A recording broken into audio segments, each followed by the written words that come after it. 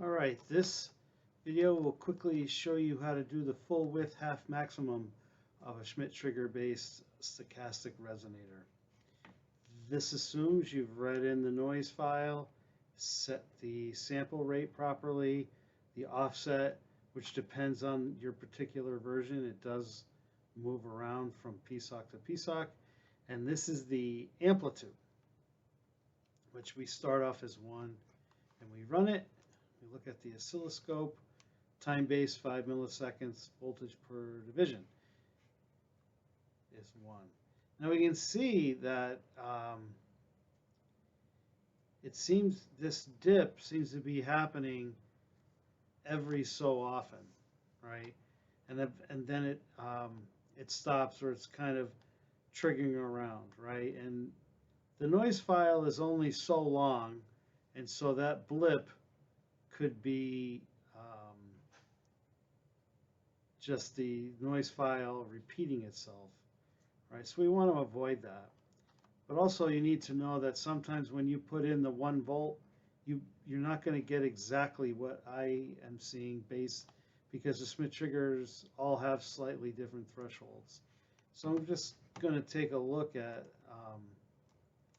500 millivolts amplitude, which is peak to peak in Scopy. Come back to the oscilloscope and notice it's just the output is high, nothing's happening, right? That's because these peaks aren't tripping the PSOC, or I've configured the PSOC to have slower op-amp characteristics, and so it can't detect it. So let me bring it up to 1. And I'm kind of seeing that, which I kind of don't trust.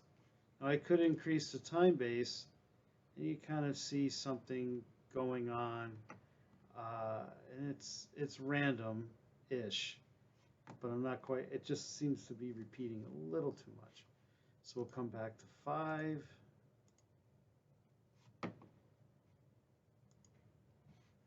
And I'm going to put in 1.1. All right, so we come back to the oscilloscope, and now we see something kind of going on. All right. Still a little suspicious because it spends most of its time higher than lower, and I think even though I measured the DC offset and it should have been 2.3, I'm thinking maybe it should be 2.5. All right, now it seems to be a little more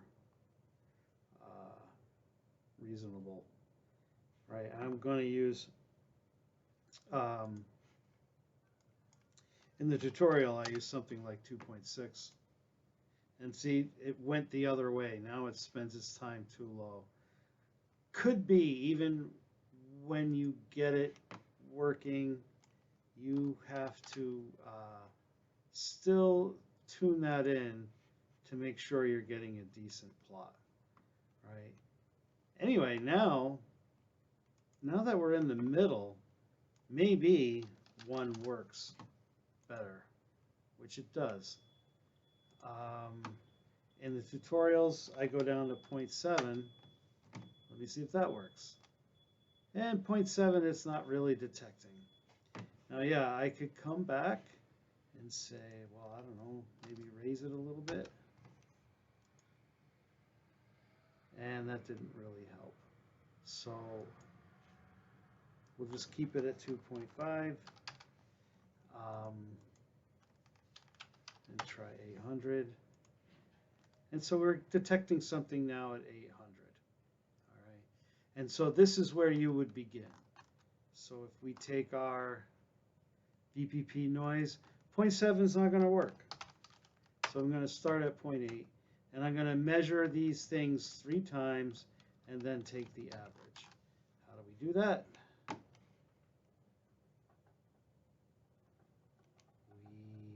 click here, export. We export both channels. I like to write it over the existing file if you're using, you can put this to your Google Drive and set it up to read a URL, but I find this is pretty much the fastest way. Then I come to Python, and I have made some changes where I used to pre-process things. And now we don't need this Panda file. Just comment out anything with a semicolon, which now the file that Scopy writes can be automatically read, and we just run it. All right. Let me run it again. All right, I am not getting what I put, so I must have made a mistake. So I'm going to export it here again. Maybe I clicked no last time. Oh, and that's because actually it needed to be file 1. That's what was going on. Oop.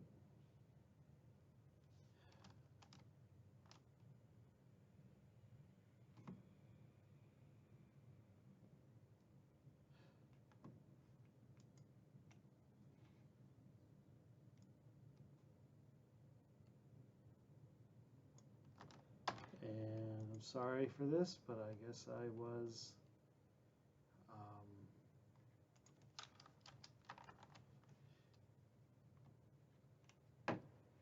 I had made even more edits to that file.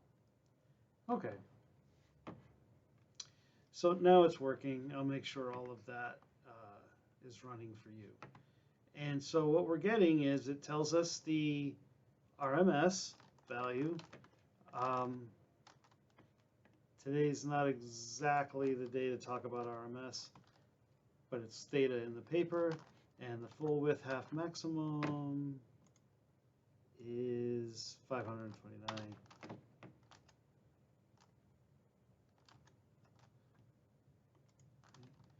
And so that would be one measurement. Actually, I will talk about it a little bit. So anyway, this curve here has a noise signature to it. And the data points are the power frequency spectrum, which I will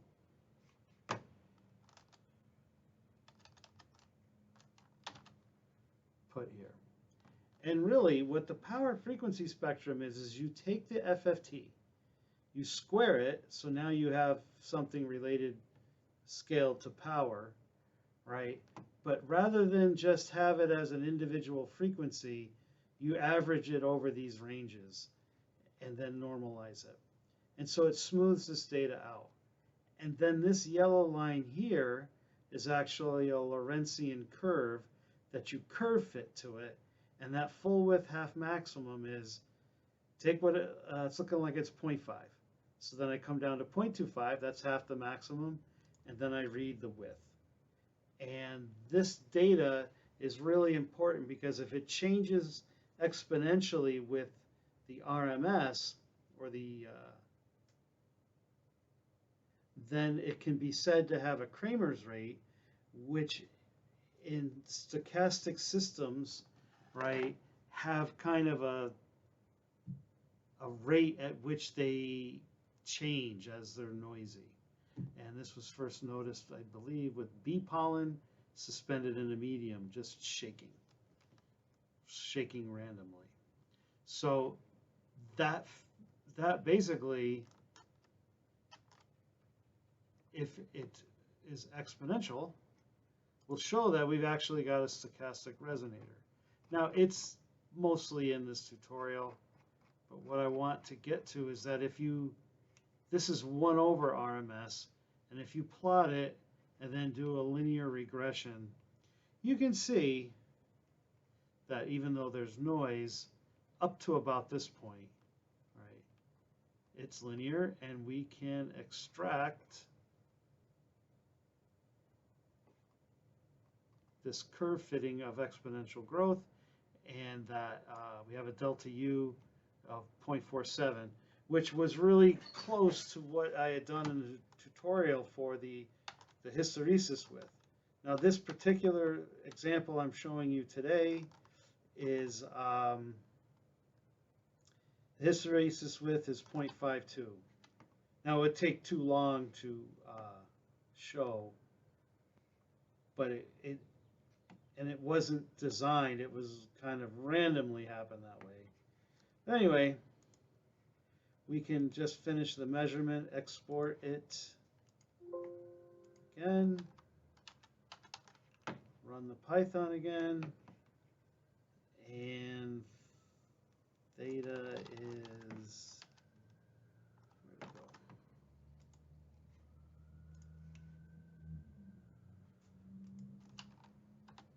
go? Okay, so 0.89, that's not too bad. And 459. Now, yeah, if you're getting the exact same value, like let's say I got 529.543, I got it again. I have forgotten something with the file, okay? I forgot to save it or something, all right? It will never be exactly the same. It is noisy, and there's probably even noise in the noise source. All right.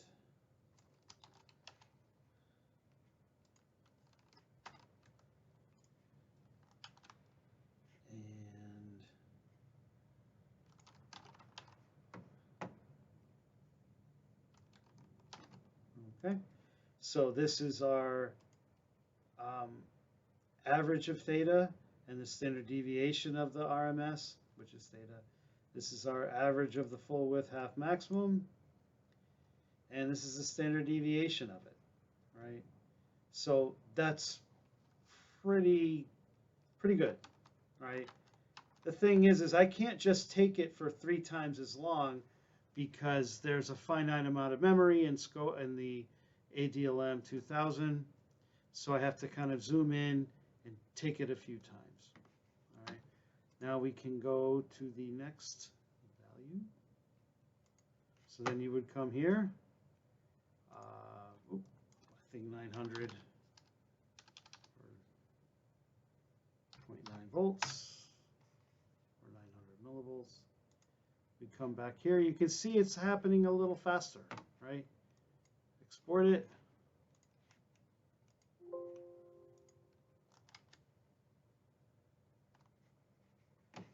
And run it. And so now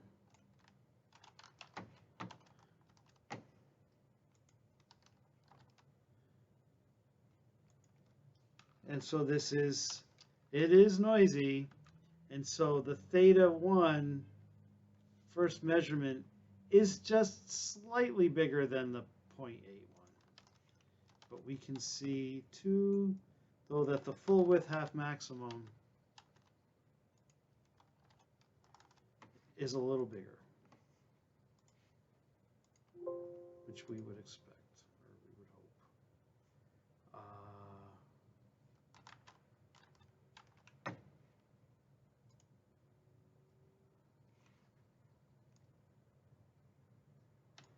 Yeah.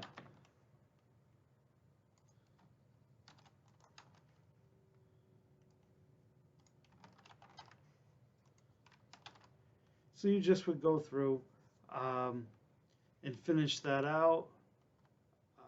Let's see. You can take it up to higher values, but sometimes you have to change the scaling because you won't. It'll saturate. So if you come up and do a scale factor amplitude 7.5 volts, right? Now it can be, this doesn't look so bad, but if it's starting to saturate, you won't, you might have to zoom out a little bit. And here, we'll just take one with a lot more noise, peak to peak.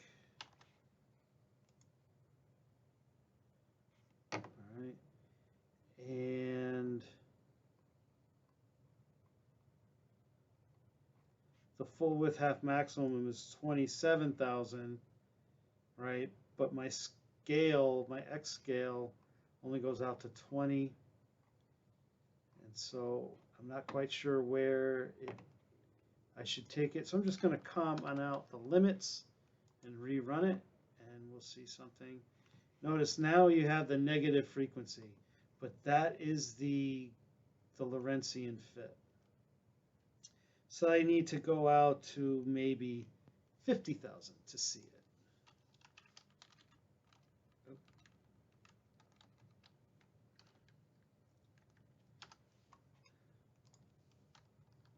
So if I put in 50, all right, just going to copy that where we can see it a little better, right? And you can kind of see the Lorentzian fit, okay? But you don't need to take a picture of every single one, just to show you that as the